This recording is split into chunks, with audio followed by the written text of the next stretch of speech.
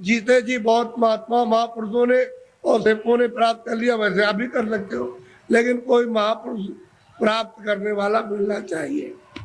वो नहीं मिलेगा तो जीवन अपना ऐसे ही चला जाएगा। ये जो आप कर्म करते हो ये इंद्रियों का बाहर का कर्म है, जड़।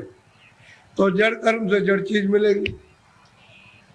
जड़ कर्म करोगे, इंद्रिया जड़ है, आँख भी जड़ है, कान भी जड़ है, मुख भी जड़ है, हाथ भी जड़ है, पैर भी जड़, ये सारा शरीर जड़ और ये सब सामान जड़ है।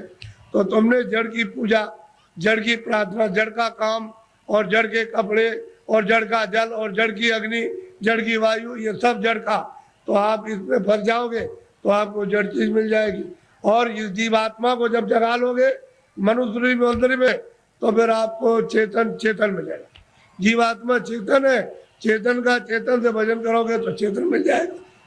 ये जड़ है, शरीर जड़ और ये सब साधन सामान जड़ है। तो आप लोग इसमें उलझ गए और फंस गए।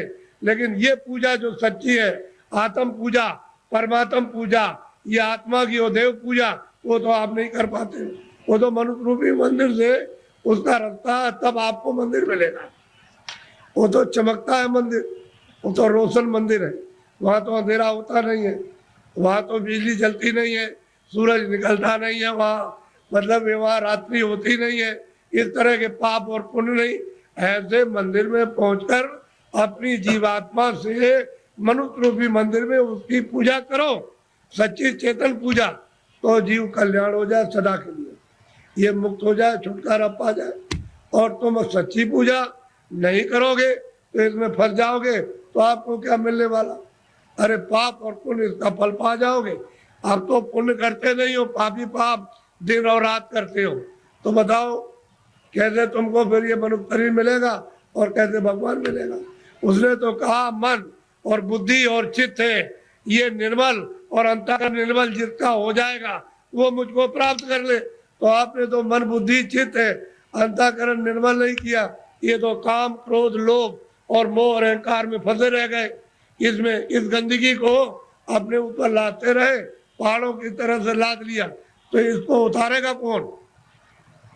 ये सारा जीवन आपका व्यर्थ जा रहा है।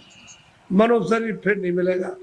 चार खाने बनाइए, पशु योनि, पंछी योनि, कीड़ों की योनि, थल की योनि, इसमें से निकाल के उसमें बंद कर देगा, तो कभी कुत्ते की योनि में, कभी बिल्ली की योनि में, कभी चूहे की योनि में, कभी गाय की योनि में, कभी शेर की योनि में, कभी मछली की योनि में, और कभी मगर की योनि में, कभी जीव जंतुओं में, इसमें बंद कर देगा। और अपना कर्जा जो आपने लाद लिया उसके देश में वो लेना देना पड़ेगा। ये कर्जा का देश है बच्चा, ये देश अपने घर में जाने का नहीं है। कर्जा ले और दे, कर्जा ले, कर्जा तुम ले लोगे तो मैं ब्याज के उसको चुकाना, और आप चुका नहीं सकते हो, तो कर्म कर्जा है। जो पाप पुण्य करते हो यही पर देना आपको, यही आपको जन्म लेना, यही मरना। इससे छुटकारा इस जीव का नहीं हो सकता। और जब जब मनुष्य शरीर मिला तब तब आपने बर्बाद कर दिया, अब की मिला उसको भी ऐसे ही गंवा देते हो। ये फिर शरीर मिलेगा, अब की बार हाथ से चला गया तो ये गांव आपको, ये बच्चे आपको, ये सब कुछ देखने को आपको नहीं मिलेगा।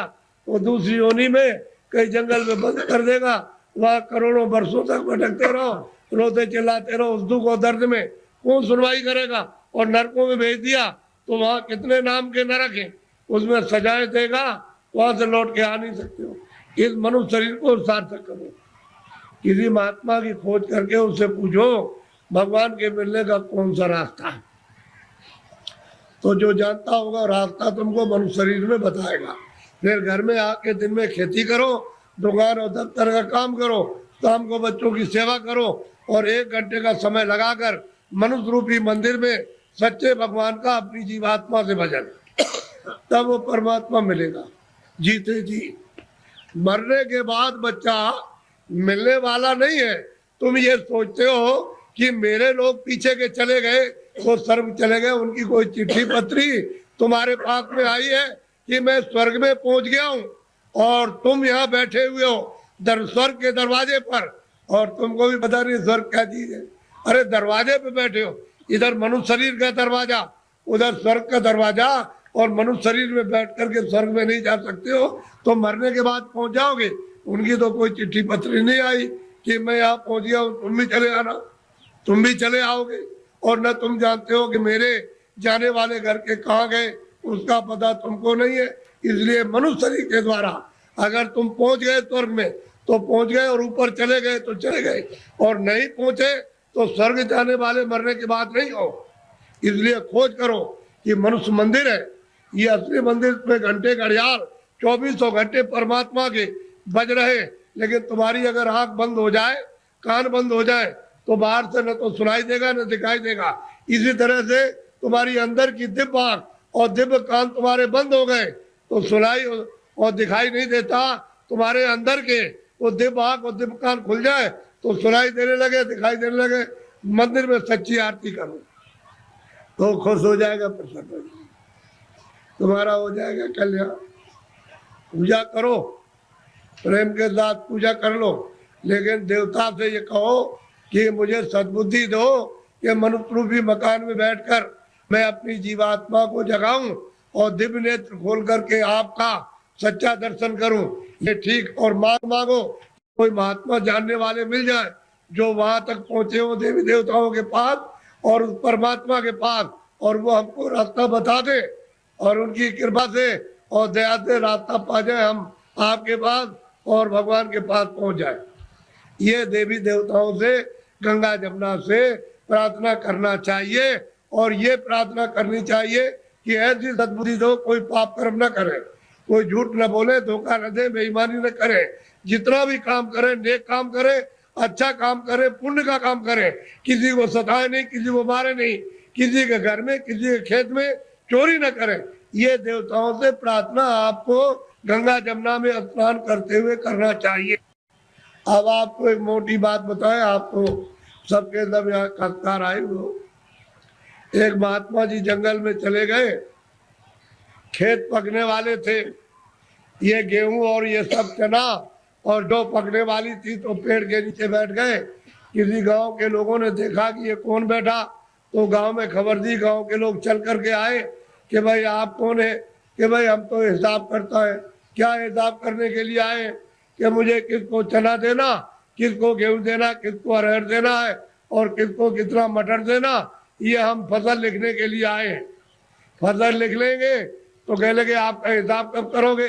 कह लगे जब काट कूट करके ले आओगे, और जब तुम मार मूड़ करके गेहूं चना मटर अरहर निकालोगे तो मैं हिसाब करने के लिए आ जाऊंगा, मुझे जिसको जितना देना है उतना ही। तो उन्होंने लिख लिया। तो लोग पूछ रहे कि हमको कितना देना है, 40 मन, 80 मन, 100 मन, 60 मन, सबने लिख लिया, अपना लिख करके लेके चले गए। और जब खेत पका, पकने के बाद तो खलिहान में ले गए, तो एक आदमी ने सोचा ये सब झूठी बात है, ये कोई लिखा पढ़ी नहीं करने आता है। उसने क्या काम किया, रात को हसिया लिया, उसके खेत में से 4 गट्ठा गेहूं उसके खेत में से काट करके अपने खलिहान में जमा कर लिया। उसका तो इतना खेती में होता नहीं था, और तमाम गेहूं जमा हो गया दूसरे की चोरी करके।